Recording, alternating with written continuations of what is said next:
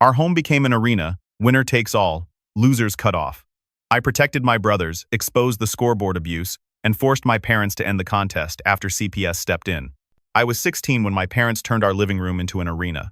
They called it a family meeting, the kind with my father standing by the mantel like a CEO at a quarterly review, and my mother perched on the arm of the sofa with a leather notebook that had our names tabbed with color-coded stickers. She had always kept notes on us piano practice times, dentist appointments, who forgot to rinse a cereal bowl, but that night the notebook felt like a scorecard I didn't know we'd been playing to. From today on, my father said, fingers laced behind his back, we'll stop spreading resources thin. Excellence needs focus. The child who proves themselves will receive our full investment education, seed money, and the house one day. The others will be supported to the legal minimum and encouraged to be independent. He said it kindly, like a doctor delivering a cure. My older sister, Mira, 18 and glowing with the confidence of someone who had always been told she was destined, went pale enough to show she understood the stakes. My twin brother, Caleb, hunched on the edge of the ottoman, knees bouncing. Our little brother Jonah, 14, all elbows, tried to laugh. So, like a game show? Do we get buzzers? This is not a game, my mother said softly. She flipped open the notebook. Stickers winked in the lamplight. We've drafted a model. Academics, extracurriculars, home contributions, and what we're calling character readiness. Each month, you'll receive a total score out of 100. Rankings will determine, well, everything. Allowance, privileges, summer programs, and long-term planning. She turned the book so we could see the first page. There were bars and percentages, a formula that looked like it had been optimized by someone who believed love should be graphed. Mira, 93. Me, 84. Caleb, 72. Jonah, 61. What happens if we don't want to do this? I asked, even though I knew the answer. You're already doing it, my father said. You live in our house. You eat our food. This is how we will steward our investment. That word investment clicked something ugly into place. By the next morning, a laminated chart appeared on the refrigerator with our names and scores, the markers sitting in a mug for updates. Mira's line was green, mine blue, Caleb's yellow, Jonah's red. Every time someone opened the fridge, the chart flapped, a little flag announcing our rank. Our house started to sound like a training camp. Is that the best you can do? And, improve your time and you lost 2 character points for slamming the door. Mira learned to say yes, sir, in a tone that made points bloom like spring. Caleb learned to stare at his shoes. Jonah learned to disappear. I learned to calculate. Everything was a decision tree. If I studied an extra hour, I gained 0.6 on academics but lost an hour of chores, which could cost 0.4 inches home contributions unless I woke up earlier, which would cost sleep that could show up in character readiness as irritability. I started carrying a little notebook because it felt safer to treat my life like something to be optimized rather than something to be felt. School turned cruel in new ways. Mira and I shared 3 classes. If she scored a 96 and I got a 94, she would look at me like I had tried to steal something from her. When I won a spot on the debate team, she joined Model UN the next day. At dinner, my father would ask about our performance the way someone asks about the weather, like it was something that happened to us, not something he had created. When Caleb brought home a painting he was proud of, my mother gave him a polite smile and asked if he had considered entering the science fair instead. Jonah started leaving his tests in his backpack to avoid the ritual of public comparison. Character readiness, the most subjective category, became my mother's favorite lever. Points vanished for tone, for an eye roll, for a stray sock. Mira figured it out first. If she was blameless and pleasant, the points never bled. She became a gleaming version of herself, helpful, obedient, unopinionated in front of our parents, then sharp as glass in the hall when the doors were closed. Caleb, who had always been sensitive, was punished for having feelings. Jonah, who had always been loud, was punished for being 14. The allowances shifted to match. Mira's grew to something that looked like a paycheck. Mine shrank to modest encouragement. Caleb's would grow when he showed focus. Jonah's was dropped with a speech about scarcity and motivation. We watched our home tilt around those amounts. Mira got a car to facilitate leadership activities. I got bus fare. Caleb got the privilege of using the family laptop if he scheduled it ahead. Jonah got admonished for smudging the screen with his hands. By spring, my stomach hurt in a daily general way. Mira had cut out lunch for discipline, and my mother praised her commitment. Caleb started wearing long sleeves to cover rashy patches on his arms. He picked raw when he was anxious. Jonah's grades slid like a chair on a slick floor. My father called it evidence and tacked the printouts on the fridge under the chart for transparency. At night, After our parents went to bed, the four of us would meet in whispers in the laundry room. We tried to make pacts. Don't play along. Don't give them what they want. But the system was designed for betrayal. If we refused to perform, we defaulted to last. If we helped one another, we diluted our own chances. It was the kind of trap that makes the rats fight. 2 months in, I stopped sleeping. I would lie on my back and watch car lights on the ceiling and think about how some adults pick a story about the world and then force the children to live inside it. My father's story was that love is a prize and achievement is how you buy the ticket. The first collapse came from Jonah. He started wetting the bed again, a fact that earned him a lecture on dignity and a 10-point character penalty for immaturity. I found him in the garage later that day, knees tucked to his chest behind the lawnmower, making the small hiccuping noises kids make when they are trying not to cry. He said he wished he had never been born because then he wouldn't be disappointing anyone. I told him a lie, which is that it would be okay. Then I went upstairs and told the truth to our parents. The competition was hurting him. Pressure makes diamonds, my father said. Children are not minerals, I said. Watch your tone, my mother said, and wrote something down. Caleb's collapse arrived quietly. One night, I woke to the sound of the bathroom fan and found him sitting on the floor, back against the tub, clutching our mother's prescription sleeping pills like a talisman. He had taken a few. Not many. Enough to scare me into shaking. That didn't stop for an hour. I can't do 2 more years of this, he said, and I believed him in my bones. I sat with him until sunrise, made him tea, made the room bright, and then did the thing I had been too scared to do. I called for help. The school's crisis counselor, Miss Delgado, met me in her office and listened like it was a profession. I told her everything. The rankings, the charts, the penalties dressed as parenting, the long, slow unmaking of my brothers. She called it what I had not let myself call it, emotional abuse built from conditional love. She was a mandated reporter. She contacted Child Protective Services. The caseworker's name was Patrice Nwoko. She arrived at our door with a steady voice and a badge clipped to a lanyard and asked to speak with us separately. Our parents tried to turn the meeting into a curated tour of excellence. The framed certificates, the honor roll letters, the piano.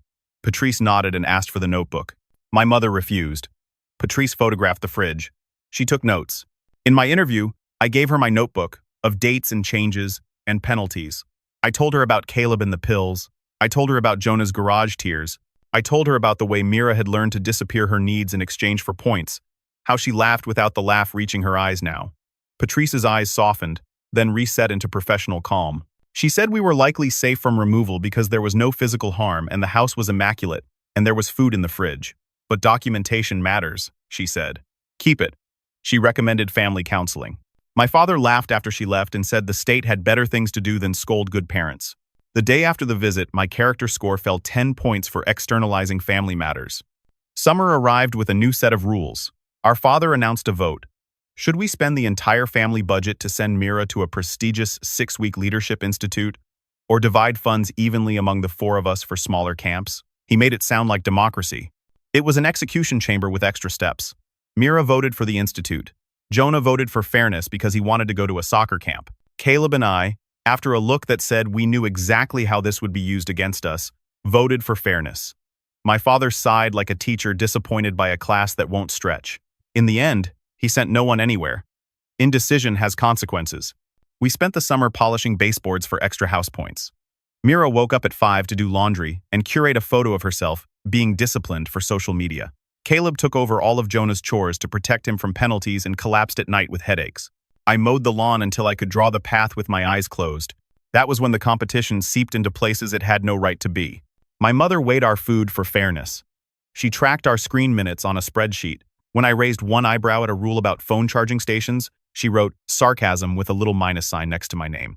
I could feel my personality narrowing to the parts that wouldn't be penalized. The second CPS visit ended the same way as the first. Notes, a recommendation for therapy, and a polite reminder to my parents that best practices in parenting center connection, not competition. After Patrice left, my father called me a saboteur and reduced my allowance to symbolic. He said I was jealous of my sister and was teaching my brothers to be victims. He said winners are grateful. It would have ended there with me saving paychecks from my job at the coffee shop to move out at 18 and take Caleb and Jonah with me if I could. If Jonah hadn't found a file on my mother's laptop while he was looking for a menich recipe. It was titled Long Range House Plan. He printed it and brought it to me with shaking hands. There were dates and actuarial projections. When Mira graduated, the document read, The non-primary children would be phased out of the will and encouraged to establish independence geographically. There were letters to extended family drafted explaining the necessary estrangement. There was a table, calculating the return on investment for each child. Next to my name, a note, shows promise but undermines process. Next to Caleb's, creative but undisciplined. Next to Jonah's, insufficient performance, low ceiling. Next to Mira's, primary. I felt the old stomach ache return like a tide. The next morning, I skipped class, drove home from school, and called for a meeting. Mira came in from the gym, cheeks bright, ponytail high. My mother brought her notebook. My father wore his Saturday golf shirt like armor. Caleb and Jonah stood behind me. I set the printouts on the coffee table and spoke in a voice I didn't recognize as mine because it didn't shake. This ends now. My father almost laughed. You've never been able to accept structure. This isn't structure, I said. It's cruelty in a lab coat. My mother went quiet, which meant she was calculating. Where did you get that? Where it lives, I said. Where do you keep your plans about your children, like they are quarterly targets? Mira scanned the page and then looked at our parents, then back at the paper, then at me. For a long second, something flickered in her face. Then it went out. You're trying to ruin everything because you never learned to work as hard as I do. Caleb took a step forward. He works hard, Mir. He just doesn't get credit for smiling while he bleeds. Jonah whispered, Please make it stop.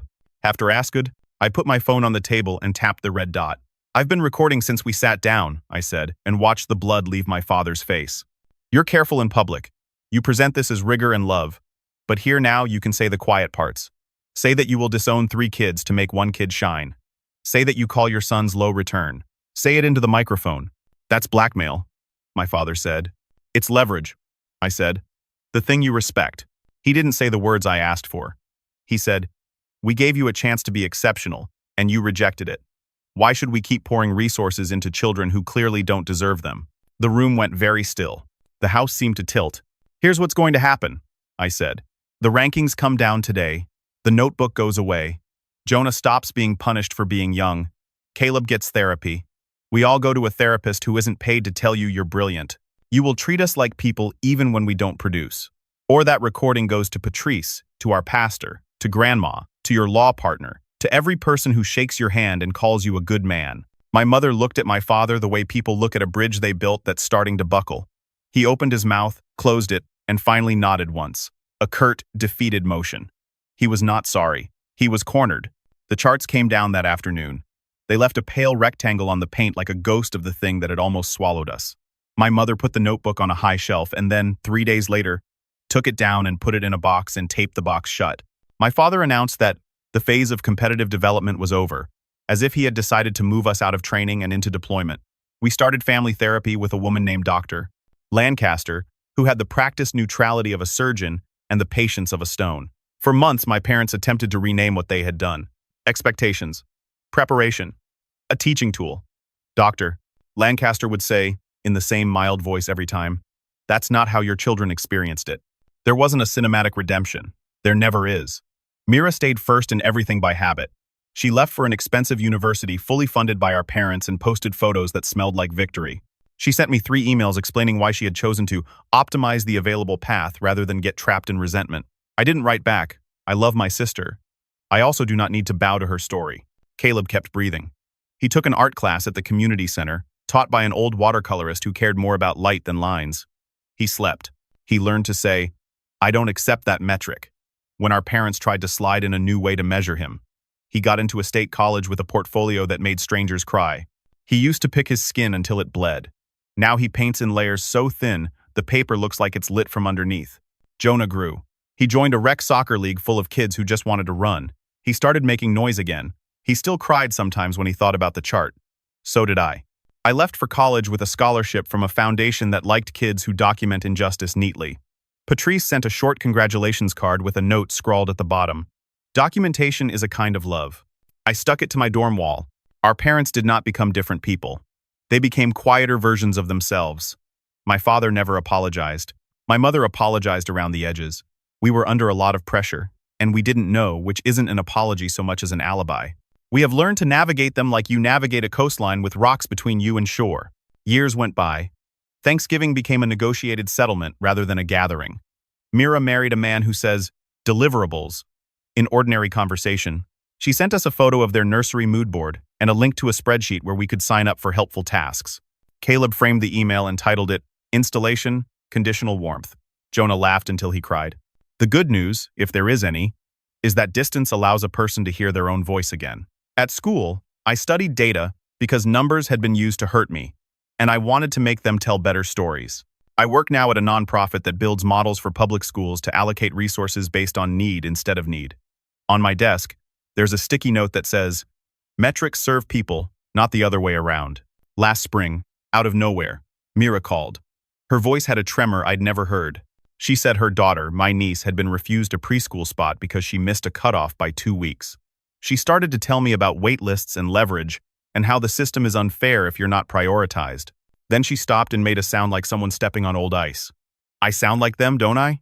A little, I said, because lying to keep the peace is its own kind of disrespect. She didn't hang up. That felt like a miracle.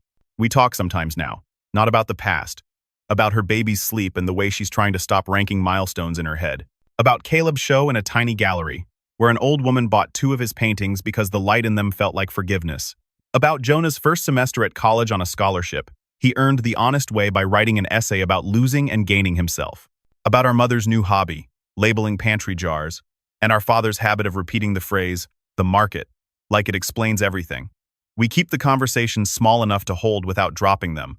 When people ask how my family is, I say we are in recovery, like a town after a storm that the maps didn't record. The houses still stand. Some windows are boarded. A tree leans. The ground is softer here and there, the way it is after a flood.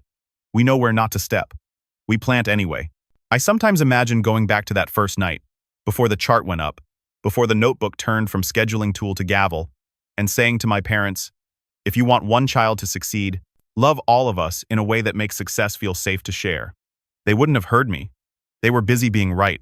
If you are a kid in a house where love is a scoreboard, here is what I learned. Document everything. Find an adult who will use the right words. Protect your siblings in the ways that don't destroy you. Understand that rescue is a series of boring decisions, not a movie scene. And if you have to, record the meeting. If you are a parent tempted to quantify affection because you're afraid of wasting it, hear this. Love doesn't dilute. It multiplies by being given. Metrics can help when they are gentle and reversible, and they never, ever decide whether someone gets to belong. On the wall of my apartment, there's a photo of the 4 of us as little kids. We're in hand-me-downs at a county fair, sticky with lemonade, hair wild. Behind us is a scoreboard from a 4-H contest where some kid's pig won a ribbon. The numbers are big and serious, but we aren't looking at them. We're looking at one another. If I could rewrite everything, I wouldn't make us win. I would make us look at where we're looking in that picture. At one another. At the only prize that mattered. At the kind of love that doesn't keep score.